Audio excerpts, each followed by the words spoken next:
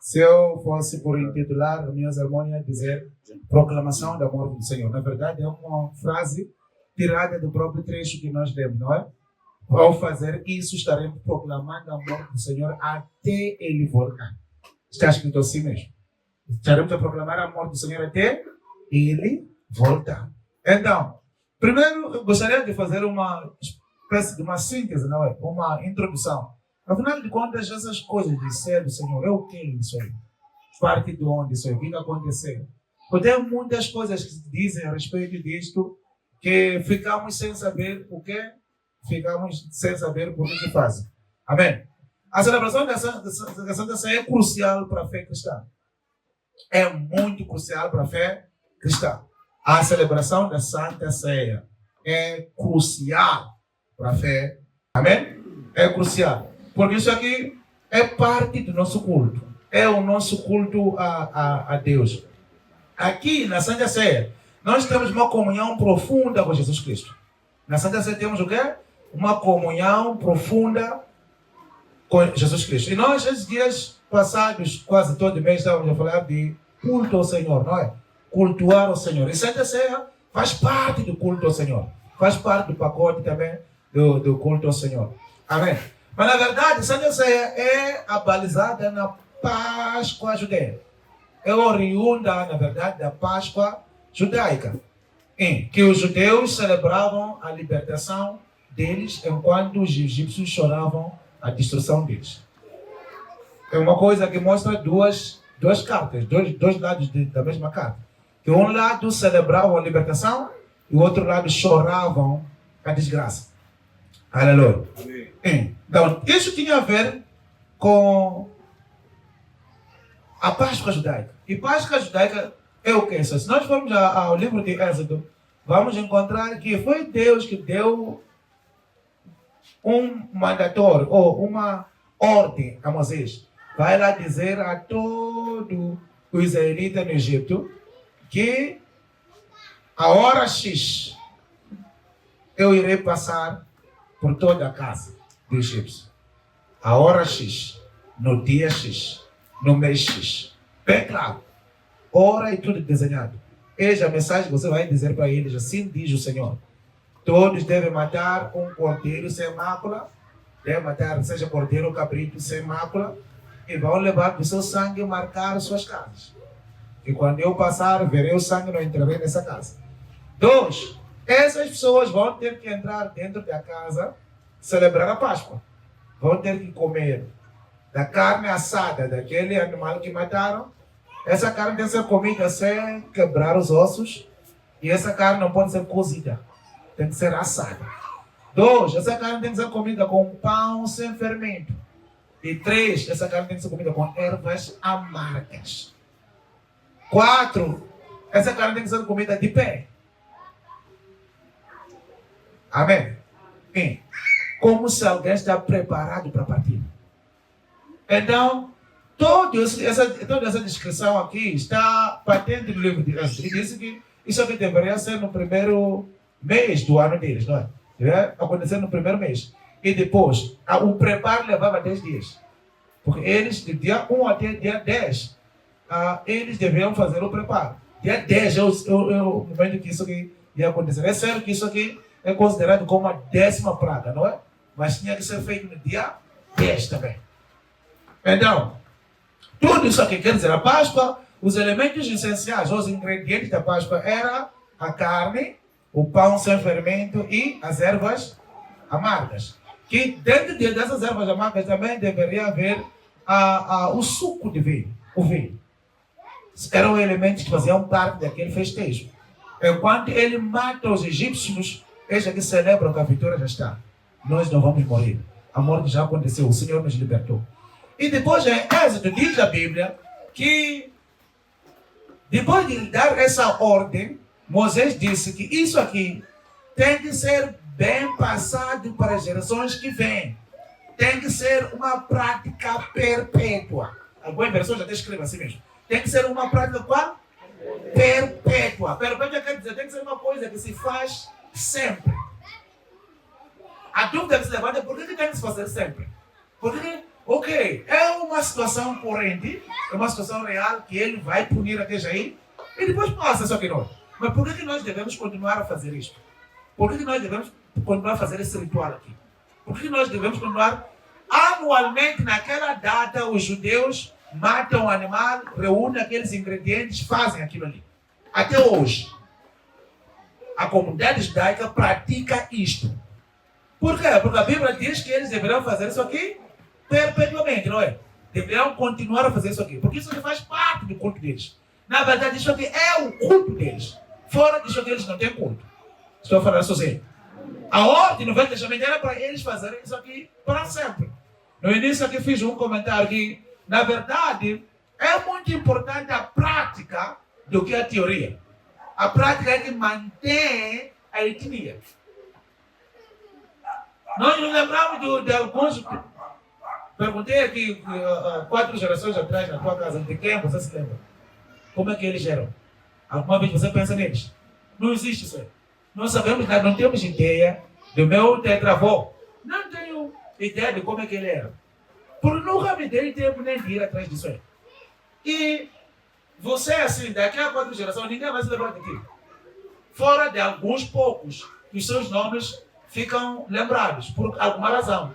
Outros inventaram alguma coisa, uma máquina, um motor, não é? E o nome dele ele cravou ali. As pessoas vão estudar aquele nome para saber quem fez essa máquina. São poucas pessoas, assim. Mas a maioria das pessoas ninguém se lembra de ti. Sabe por quê? Porque é teoria, não é prática. Por que essa mensagem aconteceu há bons anos atrás, mas continua até hoje? É por causa da prática. Esses que Moisés disse, praticaram. E foram dados de veredito de explicar aos seus filhos que eles deveriam com consistência fazer isso aqui. Que eles também deveriam dizer àqueles que vão nascer que isso aqui é perpétuo, temos que fazer. E depois aqui não há como se esquecer daquilo que Deus fez. Não há como se esquecer desse Deus. Não há como a mensagem da salvação que Deus trouxe no Egito desaparecer. Por quê? Porque passado é vivido e passado como ordem para outros viverem. E mostrado para os outros que fora dessa mensagem aqui não tem vida. Só há vida na prática dessa mensagem. Aleluia. Deus ordenou que os israelitas observassem a Páscoa de uma maneira perpétua. Sempre. É por isso que para eles, anualmente, naquela data, naquele dia, existe uma celebração de Páscoa. Eles arranjam um sítio, preparam os itens e eles fazem a Páscoa. Eles, na verdade, cultuam a Deus dessa maneira. Aleluia. Mas acontece que Jesus era judeu também. Jesus era o quê? Judeu. Jesus era judeu. A Bíblia diz, na noite, aqui onde nós lemos, na noite em que o Senhor Jesus foi traído, na noite da sua traição, na noite da sua traição. E isso aqui me recorda Êxodo. O animal devia se matar ao entardecer. Devia ser a que horas? Ao entardecer. Na noite em que ele é traído, Jesus chega na mesa da Páscoa, porque todos eram judeus que seguiram Jesus. Eles haviam preparado Páscoa. Se lê os evangelhos, dizem que mandou alguém, vai perguntar onde será onde é que o Senhor vai celebrar a sua Páscoa com os seus discípulos. Por que ele quer celebrar a Páscoa? É porque ele é judeu. Ser judeu tem uma ordem perpétua de fazer o quê? De celebrar a Páscoa. Ele deve celebrar a Páscoa porque é judeu. E a ordem é perpétua. Só que o estranho é que quando chega a mesa do Senhor, a mesa da Páscoa, a ordem do Senhor, ele escolhe 2 elementos, que é o pão e o vinho. Ele leva o pão, levanta e quebra. E leva o vinho e levanta. E ele faz uma reinterpretação da Páscoa. Todos os judeus que estavam sentados ali já tinham um entendimento da Páscoa, que é a respeito do livramento que o Senhor trouxe no Egito. Ponto. E é uma ordem que devemos fazer. Ponto final. Não tem outra coisa fora disso. Nós celebramos enquanto nosso inimigo é destruído. Nosso Deus nos salva e destrói os nossos destrutores. Essa é a celebração deles. Esse é o entendimento que tinha. Mas Jesus leva isso aqui e faz uma reinterpretação. Faz uma reinterpretação como aplicação, não é? Ele leva o pão, levanta, diz, quebra, diz, isto aqui é meu corpo. O pão, seu fermento, é o meu corpo. E esse corpo é dado em favor de vocês. Como? E depois leva o cálice, diz, isto é o sangue, meu sangue. Sangue da nova aliança. Está fazendo uma interpretação. A partir dos elementos que eles conheciam, eles foram procurar, eles praticavam isso aqui. Ele faz uma interpretação, faz uma declaração, que isto aqui é meu corpo. E isto aqui é meu sangue. O corpo é dado, é partido em favor de vocês. Enquanto o sangue é dado como uma nova aliança, um novo termo, um novo pacto com vocês. E Paulo, quando declara essas palavras, vem dizer uma coisa muito importante aqui. Paulo diz uma coisa que é muito diferente. Está vendo? Que, na verdade, no fazer disto aqui, ao fazer disso aqui, diz que essa é a ordem que tomei do Senhor. Os judeus tomaram a ordem do Senhor. Jesus fez e depois deu uma ordem. Que fazer isto em memória de mim. Aí tem uma frase que algumas pessoas omitem. Fazer isto sempre em memória de mim. É a mesma frase que foi usada lá atrás, que diz perpétuo. Aqui ele diz fazer isto sempre em memória de mim. Alguns tradutores tiram o sempre. Para que isso aqui seja, sabe, quando você entender. Mas é uma coisa que tem que fazer sempre em memória do Senhor. E Paulo diz, ao fazer isso aqui, você proclama a morte de Jesus até ele voltar. Quando você vai à mesa do Senhor, vai à ceia, o que você está fazendo? Quando você come aquele pão, quando você bebe daquele vinho ali, você está a proclamar a morte dele até ele voltar. Essa é a mentalidade do apóstolo Paulo. Desde que ele recebeu essa ordem da parte do Senhor, que quando nós partimos do pão e bebemos do vinho, nós proclamamos a morte do Senhor até ele voltar. Aleluia. Na verdade, Páscoa é muito importante. Santa Ceia é muito importante, porque é um momento de comunhão, não é? Isso aqui tem vários nomes, dependendo do momento que você vai. Outros dizem mesa do Senhor, outros dizem que é Santa Ceia, outros dizem que é Eucaristia, Ceia do Senhor. Qualquer que seja o nome. O importante é que Paulo diz, quando você faz aquilo, ele está a proclamar a morte do Senhor até ele voltar. Aleluia. Então aqui o que nós podemos até debruçar bem, tentar entender, é esta palavra proclamação. Que toda vez que nós vamos à mesa do Senhor, nós estamos a fazer uma proclamação da morte dele, não é? No ato de comer e beber, estamos a fazer uma proclamação. Há uma voz que nós estamos a emitir. Amém? Estamos a proclamar. Afinal de contas, o que é proclamar? Aleluia! O que é proclamar? Fazer uma proclamação é fazer um anúncio. É fazer o quê? Quando nós fazemos uma proclamação, nós fazemos um anúncio. Fazemos o quê? Quando nós proclamamos, nós anunciamos. Aleluia. É fazer proclamação de alguma coisa, anunciar alguma coisa. Isso aqui, podemos até fazer o uso de dizer, quando anunciamos, é pregar, é anunciar. Aleluia. Uma pregação é um anúncio, anunciar o evangelho. Dar testemunho do que Deus fez nas nossas vidas. É fazer uma proclamação. Aleluia. Por exemplo, no Império Romano, que essa palavra foi escrita no tempo de impérios, não império. O contexto de dizer proclamar, estarei a proclamar alguma coisa, tinham na cabeça deles o imperador, o rei, dar uma certa mensagem a alguém. E esse alguém irá anunciar no outro sítio. Chegar no sítio, assim diz o rei. Este é o anúncio. Pode ser um anúncio de uma reunião, pode ser um anúncio de uma mudança, pode ser um anúncio do imposto. Eles declaravam, mandavam uma pessoa ir fazer o anúncio. Não é igual a nós. Nós anúncios fazemos na televisão, no jornal, nas redes sociais. Não. Mas eles mandavam uma pessoa ir chegar, parar no bairro, gritar. É isso aqui que se anuncia. É isso aqui que se diz. Fazer uma proclamação. Aleluia. Então, isso aqui nós podemos até dividir proclamação em três maneiras. Proclamar, anunciar, não é? Anunciar. Anunciar é o quê? É amplificar. Sabe o que é amplificar? É que minha voz não chega como chega, não é? É por isso que precisamos desse aparelho para fazer o quê? Quando nós amplificamos, o aparelho não inventa nova frase. O aparelho não inventa nova mensagem. O aparelho só aumenta a capacidade de alcance da mensagem. Me entende, não é? Isso aqui é anúncio. Ele aumenta, amplifica a mensagem. Quem dá a mensagem não altera a mensagem, não inventa a mensagem. Ele vai amplificar. Aleluia. Proclamar também podemos dizer, proclamar é igual a publicar. Quando você publica uma ordem, o que você está fazendo? É dado uma ordem e leva essa ordem, vai fazer conhecida. Está a publicar.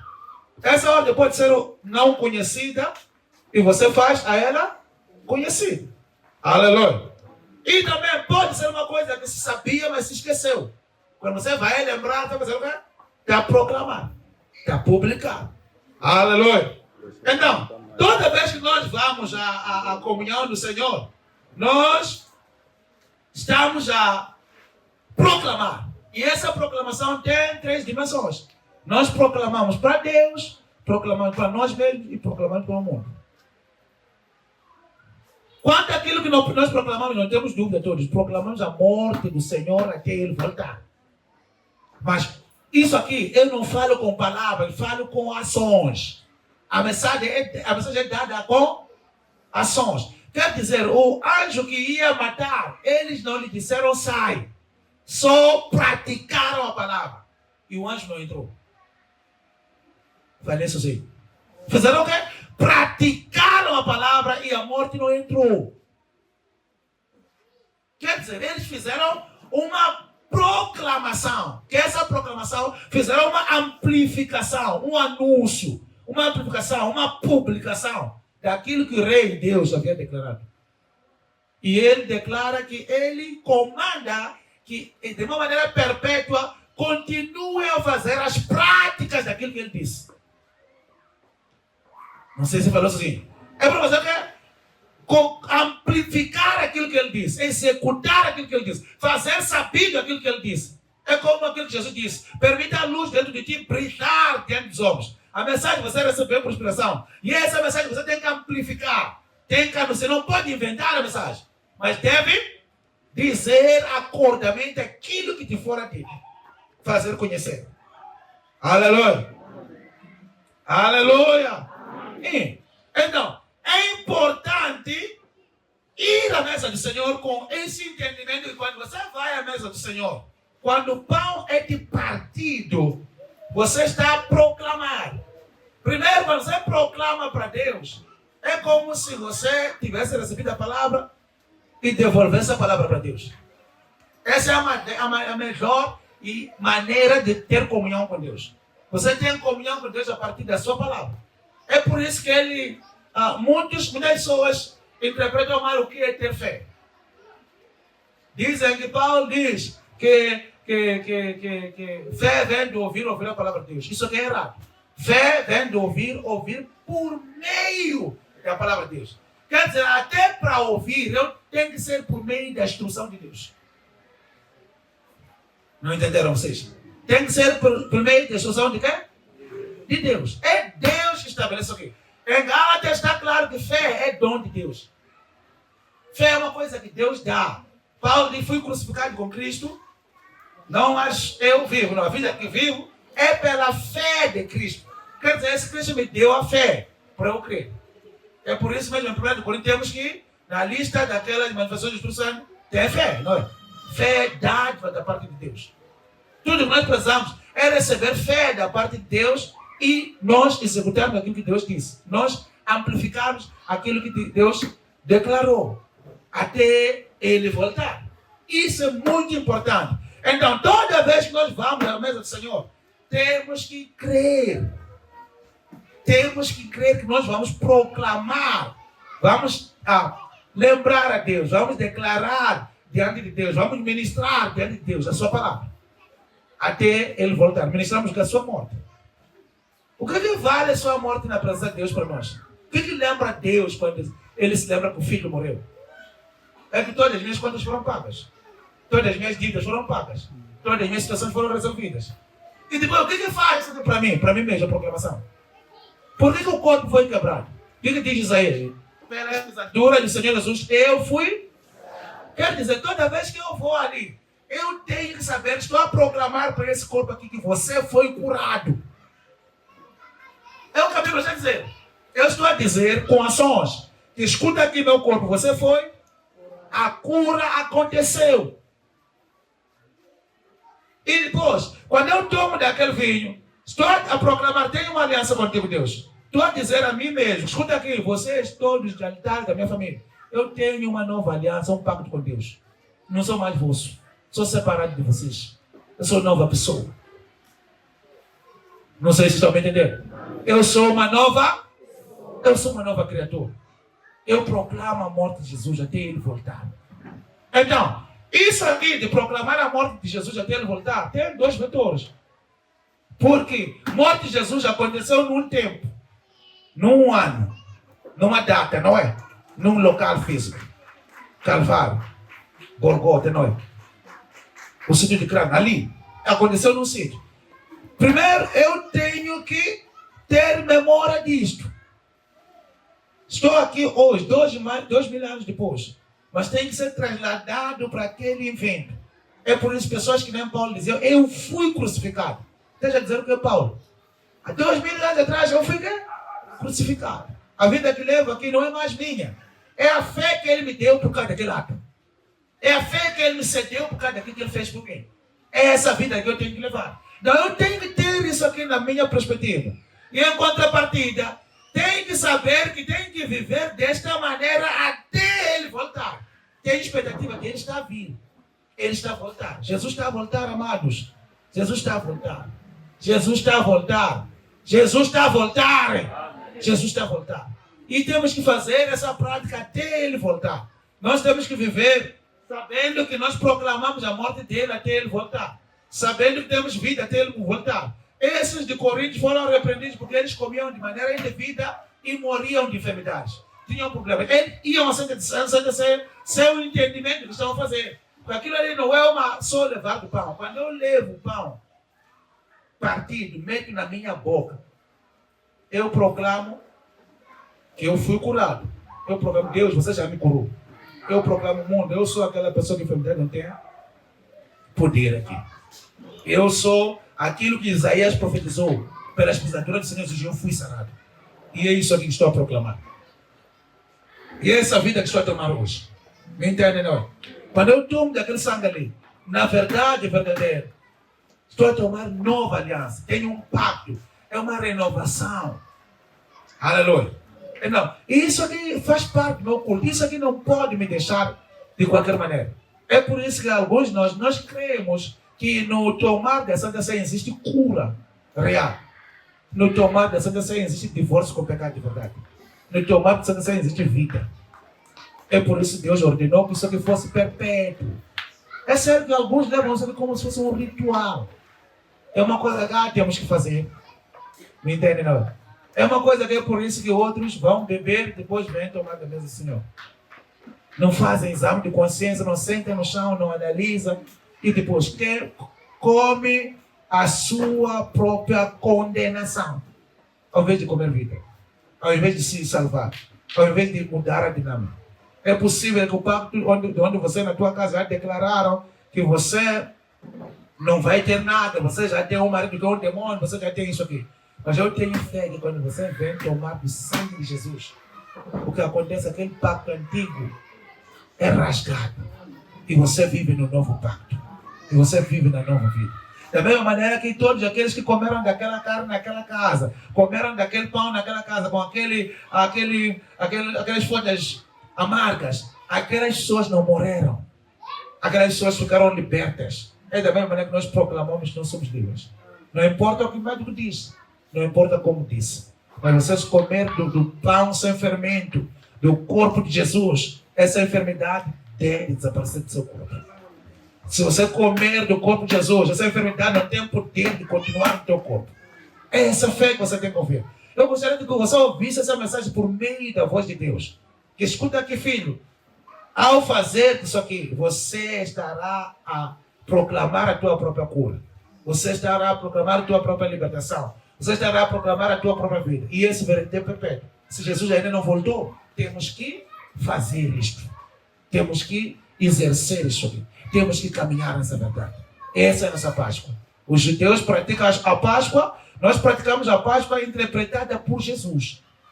A Páscoa que nós praticamos é aquela que o nosso Senhor Jesus reinterpretou. Aleluia. Temos que fazer isso aqui até Ele voltar. Aleluia. E depois, é a partir dessa porção da Páscoa que temos um verso que diz que devem ter 2 dias santos, não é? Que é o primeiro e o sétimo dia. Primeiro é domingo, o sétimo é sábado. Está na escritura, isso quer dizer. Que eles foram dados verdadeiro. Nesses dias a gente não podiam trabalhar, não podiam fazer nada. Deviam deixar os dias para o Senhor. Não faziam nenhum trabalho forçado fora de confeccionar os alimentos. Aleluia.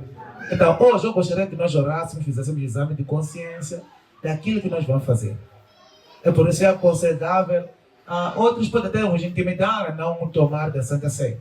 Mas eu os aconselho, Santa Ceia é vida. Santa Ceia dá saúde. Santa Ceia liberta. Santa Ceia dá paz. Santa Ceia quebra aquilo que eu não consigo quebrar normalmente. Santa Ceia é uma oração feita sem abrir a boca. É uma proclamação feita sem você abrir a boca. Você vai, do fundo do seu coração, vai, do fundo, dizer, hoje, eu quero ser um com o Senhor. Eu quero, ao tomar daquele corpo, na verdade, não sou mais eu a viver, Ele que vive. Não sou mais eu que tenho fé, Ele que tem fé. Não sou mais eu a mover, eu sou filho de Deus. É esse sangue aqui que me cobre, é esse sangue que fala por mim. Há um sangue que fala melhor do sangue da pele. É esse sangue aqui que fala por mim, que me limpa, purifica. É esse sangue que me protege. É esse sangue que não tem saída. Vamos crer, amado. Amém? Essa mensagem da Páscoa é a mensagem que foi pregada para Raab, para os 10 espiões. E ela acreditou na mensagem. Quero acreditar que a mensagem foi explicada da mesma maneira. E nós temos até facilidade. Jesus não levou todos os elementos, só levou 2. Não tem ervas amargas aqui, só levou quantos? 2. E são esses elementos que ele diz que lhe representam o corpo dele e o sangue dele. Isso é importante para nós. Aleluia. Então, nós queremos orar hoje.